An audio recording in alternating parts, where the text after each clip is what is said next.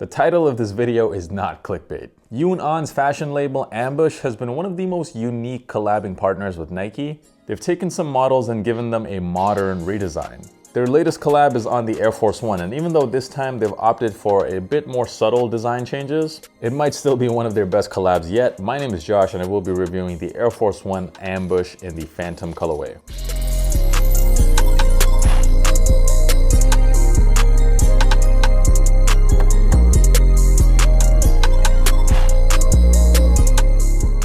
So these released last week for a retail price of $190, which yeah, let's all admit that is definitely a bit steep for an Air Force One. However, as we'll talk about in this video, there is a lot more to the shoe than meets the eye. This pair, the Phantom colorway, released alongside another pair, a black and white, pretty much an inverse of this. And these two colorways were actually the second round of releases of the Air Force One Ambush. The first two colorways we saw were a lot louder. There was a blue and green pair, and they weren't that popular. They didn't sell out. They even went on sale in a lot of stores. But this Phantom colorway sold out instantly everywhere, which honestly, I'm not surprised, because when I first saw the collab and the first two colorways, I kind of thought to myself, those are kind of cool, but the colorways are just not it. So it's clear that people were waiting for a much more wearable colorway to drop, and this was clearly it. I actually thought this colorway was more of a white shoe, but having this in hand, I can definitely describe the color as closer to an eggshell color, kind of like an off-white. There's also supposed to be another colorway that might drop sometime this year, the Chicago colorway, which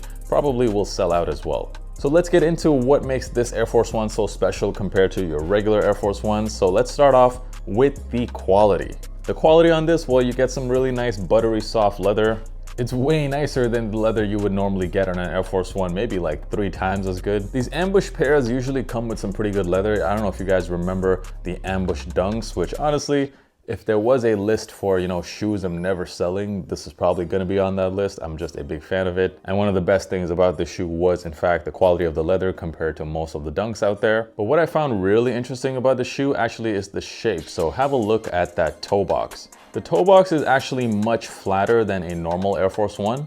If you look at it from up top, it looks almost closer to a Jordan 1 Low type of toe box. And here's me comparing a regular Air Force One to the Ambush, so you can just notice for yourself. The toe box is definitely quite different. Putting these shoes both together, you can see in fact that the toe box on the Ambush pair is slightly even wider than your regular Air Force Ones, which I actually kind of like. The Air Force One is definitely known as much more of a chunky looking shoe, and flattening the toe box does kind of reduce that chunkiness. And another thing I noticed is that they're actually significantly longer than a regular Air Force One. So both of these right here are a size 10.5, and you can see the Ambush pair is definitely taller. So the wider toe box and the longer length of the shoe, it definitely does have an effect on sizing, so more on that later. But let's get into some of the design details of the shoe, starting off with this lace locket. You get a metal black lace locket here, which has AF1 written in big letters.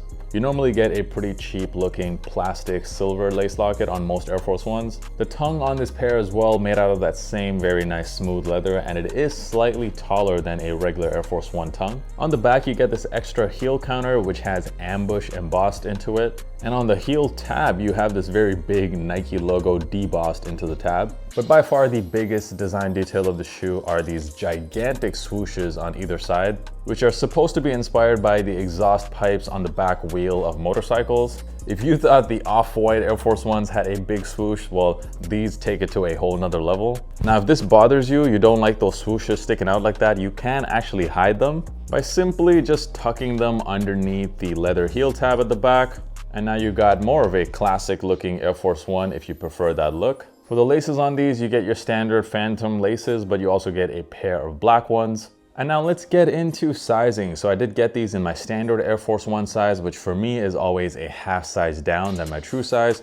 I normally wear a size 11 in most shoes, but in Air Force Ones, I fit 10.5. But with these, the 10.5s are a bit too big, definitely having a lot of heel slippage. Because the toe box is wider, because the shoe is longer, in fact, this time I would suggest you guys going down a full size down from your true size, or a half size down in your normal Air Force Ones.